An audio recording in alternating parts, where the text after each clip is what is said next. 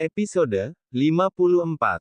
Suara azan subuh berkumandang, berbarengan dengan suara dering dari alarm ponsel Sylvia berbunyi. Sylvia yang mendengar itu, mengerjapkan matanya. Sylvia tidak bisa langsung terbangun. Karena tangan kekar Angga melingkar di perut rata Sylvia. Sylvia berbalik badan menatap ke arah wajah Angga. Wajah Angga terlihat begitu teduh dan tenang dalam tidur lelapnya. Angga terusik karena mendengar alarm ponsel, yang belum sempat Sylvia matikan.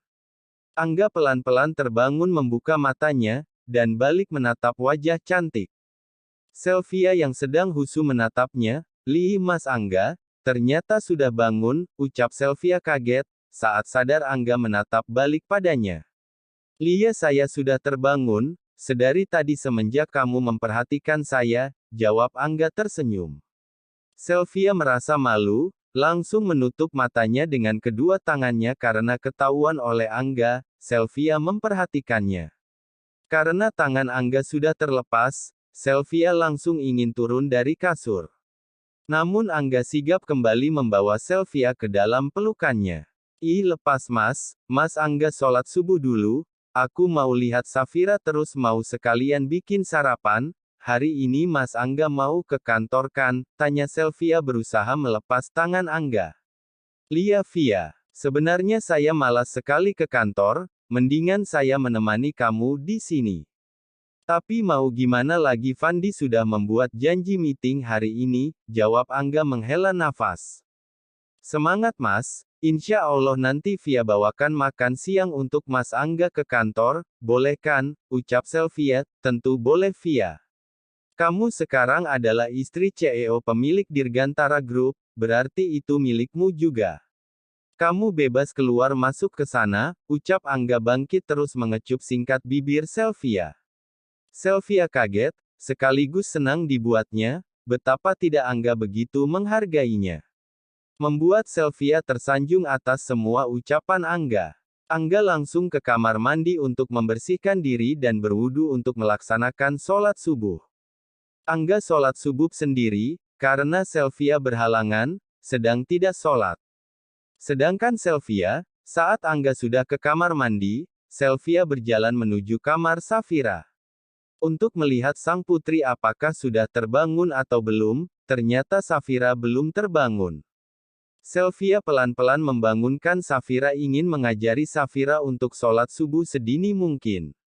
"Sayang, bangun sayang, ini sudah subuh. Vira sholat subuh dulu yuk, abis sholat bisa bobo lagi," ucap Sylvia pelan sambil mengusap-usap pipi Safira. "Momi, Vira masih mengantuk," ucap Vira sambil mendusel-dusel guling kesayangannya. "Sebentar sayang, hanya 2 rakaat saja, abis itu baru boleh bobo lagi, ayo anak cantik," bujuk Sylvia. Safira pun bangun. Safira dibantu Sylvia untuk berwudu dan sholat terus kembali tidur karena masih mengantuk. Sylvia kembali ke lantai bawah, menuju dapur untuk membuat sarapan untuk Angga. Di dapur, sudah ada Bi Minah yang sedang bersiap untuk memasak makanan berat untuk sarapan. Nyonya, sudah bangun?" tanya Bi Minah pada Sylvia. "Lia Bi, Aki mau bikin sarapan buat Mas Angga." Iya Bi. "Bibi gak usah panggil aku Nyonya segala Bi, panggil Neng aja seperti biasa, itu juga lebih enak didengarnya," ucap Sylvia pada Bi Minah. Gak sopan atuh, nanti kalau didengar oleh Tuan Angga, Neng," jawab Bi Minah. "Tidak akan apa-apa Bi, Mas Angga pasti akan mengerti dan nanti aku juga bakal bilang itu mau aku sendiri," ucap Sylvia. "Lia baik Neng, kalau begitu," balas Bi Minah setelah membuat kopi dan roti isi untuk Angga. Sylvia membawanya ke kamar karena Angga masih ada di dalam kamar mereka. "Mas Angga, ini kopinya," ucap Sylvia saat masuk kamar, dan melihat Angga yang sudah memangku laptop di pahanya. "Terima kasih sayang," ucap Angga tersenyum senang. "Lia Mas sama-sama, diminum air putihnya dulu baru minum kopinya ya," ucap Sylvia lagi dan diangguki Angga. Waktu sudah menunjukkan pukul 7. Angga sudah bersiap ke kantor dan Sylvia baru saja selesai mengurusi Safira mempersiapkannya keperluannya ke sekolah. Setelah itu, Sylvia membawa Safira ke meja makan untuk sarapan bersama Angga. Angga sudah ada di meja makan untuk menemani Safira sarapan, dan menunggu Sylvia yang sedang bersiap-siap untuk berangkat mengantar Safira ke sekolah. Setelah semua selesai, mereka berangkat bersama dalam satu mobil. Angga yang menyetir, karena Angga menyuruh Pak Mardi untuk beristirahat saja, setelah kemarin melakukan perjalanan dari Bandung. Angga senang, melihat Safira yang terus saja mengoceh dan bercerita padanya dan Sylvia. Safira merasa sangat senang, karena sekarang Safira punya papa dan momi lengkap seperti teman-temannya. Setelah 15 menit perjalanan, mereka sampai di sekolah TK Safira. Angga dan Sylvia mengantar Safira sampai masuk ke kelasnya. Karena Safira sudah masuk kelas, jadi sekarang kamu ikut saya saja ke kantor, gak usah menunggu di sini. Saya takut nanti ada yang godain kamu, ucap Angga tersenyum sambil merangkul pundak Sylvia, setelah mereka mengantar Safira ke kelasnya. Ih, siapa sih mas? Siapa lagi yang mau godain? Di sini semua yang menunggu ibu-ibu, balas Sylvia balik tersenyum. Lia juga sih yang dikatakan Sylvia, tapi kan kadang suka ada para wali murid laki-laki yang menjemput seperti dirinya dulu, batin Angga. Jadi kamu tidak mau ikut ke kantor, untuk menemani saya, malah lebih memilih menunggu di sini, tanya Angga pada Sylvia. Enggak lah mas, Via bukannya tidak mau, cuman Via mau minta izin sama Mas Angga. Via mau main ke kafe Anggita, aku ingin ketemu temanku Nita, sekalian mau bikinin makan siang buat Mas Angga di sana.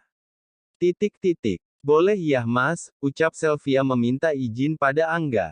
Oh begitu, iya saya izinkan, ya sudah saya antar ke kafe Anggita, setelah itu baru saya ke kantor, jawab Angga. Terima kasih mas, ucap Sylvia senang sambil menggoyangkan tangan Angga. Lia sama-sama sayang, jawab Angga membuat Sylvia tersenyum malu dibuatnya. Sampai di depan kafe Angga tak ikut turun karena akan langsung ke kantor. Makasih ya mas, sudah mau mengantar Via, ucap Sylvia sambil menyalami tangan Angga. Lia sayang, ingat jangan sampai nakal, di sana ada para bujang yang nongkrong gak jelas, awas jangan sampai tergoda, ucap Angga berbisik di telinga Sylvia. Sylvia dibuat merinding mendengarnya, ih mas. Yang ada Mas Angga jangan jelalatan matanya. Di kantor Mas Angga kan kebanyakan para wanita, yang cantik jelita, seksi dan pintar. Apalagi sekretaris Mas Angga yang selalu berpakaian tak sopan, ucap Sylvia cemberut mengingat godaan Angga di kantor. Tapi Via, di hati saya hanya kamu seorang sayang, kamu jangan khawatir, cepetan. Mas tunggu di kantor, ucap Angga sambil mengecup kening dan bibir Sylvia singkat. Sylvia lagi-lagi berbunga-bunga dibuatnya, Angga yang dulu Sylvia kenal dingin dan arogan sekarang sudah berubah sangat berbeda. Setelah mengantar Sylvia ke kafe, Angga langsung menjalankan mobilnya menuju kantor, karena Fandi sudah menunggunya di sana.